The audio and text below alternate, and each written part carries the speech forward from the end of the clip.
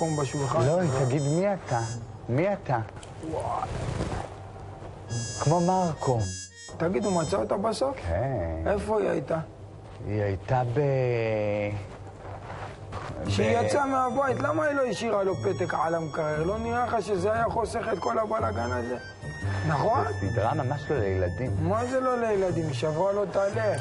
מה זה שברה לו את הלב? זה אשכרה זה סדרה ממש ואתה יודע מה עוד לילדים. משגע אותי, הבן אדם הצליח להשיג קוף.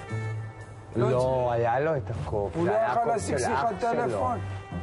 זה היה הקוף של אח שלו. פאקו קראו לזה, לא? קופיפו. קופיפו? תשמע, היא תסבכה לו את החיים. היא יכלה למנוע את כל האי-הבנה הגדולה הזאת.